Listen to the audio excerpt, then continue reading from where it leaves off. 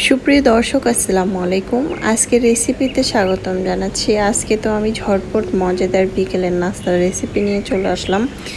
এটা খেতে অসম্ভব মজার হয়েছিল। আপনারা চাইলে কিন্তু এভাবে ট্রাই করতে পারেন, আর এটা প্রথম থেকে শেষ পর্যন্ত ভিডিওটা দেখবেন। এটা অসাধারণ একটি রেসিপি, চাইলে এভাবে ট্রাই করতে পারেন। প্রথমে তো আমি ঢেঁড়সগুলো একটু হালকা ভাপ দিয়ে নিয়েছি, দেখতে পাচ্ছেন।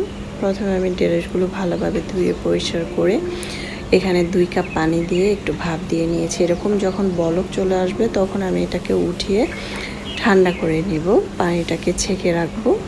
তো দেখতে পাচ্ছেন আমি কিন্তু চালনি ছেঁকে রেখেছি। এখন বাসার মধ্যে আমার ঝটপট কিছু নাস্তার প্রয়োজন, তাই আমি ঝটপট এটা বানিয়ে ফেললাম। এটা যে খেতে এতটা অসম্ভব মজার হবে আমি কল্পনার বাইরে। তো এখন আমি এভাবে করে কেটে নিয়েছি, এখানে কাঁচামরিচ দিয়েছি এবং ধনেপাতা দিয়েছি। আর এটা ঝাল যত দিবেন তত এটা খেতে ভীষণ মজার হয়। তো আমি এখানে 2টি ডিম দিয়ে দিলাম, দেখতে পাচ্ছেন। এখানে আমার 3টা ডিম দিতে হবে, আমি এখানে 2টি ডিম প্রথমে দিয়ে দিলাম। দিয়ে এটাকে আমি খুব সুন্দরভাবে মেখে নেব। এখানে আরও কিছু মশলা দিতে হবে, সেটাও আমি এখানে অ্যাড করব।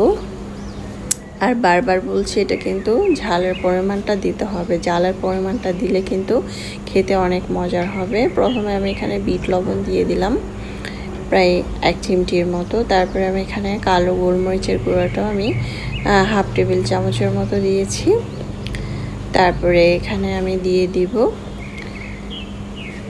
শুকনো মরিচের গুঁড়াটা, দেখতে পাচ্ছেন। আমি শুকনো মরিচের গুঁড়াটা আমি এখানে হাফ টেবিল চামচ দিয়েছি। কাঁচামরিচ প্রায় 7-8টার মতো দিয়েছি। পরিমাণ মতো লবণ, যতটুকু লবণ খাবেন ততটুকু দিবেন। তো প্রথমে আমি চামচ দিয়ে আগে নেড়ে চেড়ে দেখলাম যে 2টি ডিম হবে কি না, কিন্তু না, আমি এখানে আরও 1টি ডিম দিয়ে দিব।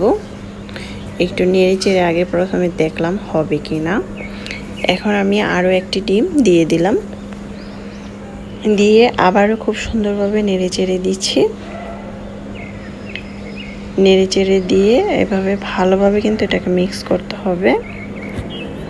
তো আমার কিন্তু এটা খুব সুন্দরভাবে মিক্স করা হয়ে গিয়েছে। এটা বাচ্চা থেকে বড় সবাই কিন্তু চেটেপুটে খেয়ে নেবে। এখন মিক্স করা হয়ে গিয়েছে। তারপর আমি চুলায় একটি প্যান বসিয়ে এখানে তেল দিয়ে দিলাম 2 টেবিল চামচ। 2 টেবিল চামচ তেল দিয়ে প্যানটা হালকা গরম করে এভাবে ঘুরিয়ে ঘুরিয়ে তেলটাকে প্যানের মধ্যে লাগিয়ে দিব। এই তো এখন আমি হালকা যখন গরম হয়ে আসবে তখন আমি যে মিশ্রণটা সেটা দিয়ে দিচ্ছি। এই ঢেঁড়সের নাস্তাটা আগে খেয়েছেন কিনা জানি না, কিন্তু বাসায় একবার হলেও ট্রাই করবেন। এটা বাচ্চা থেকে বড় সবাই পছন্দ করবে।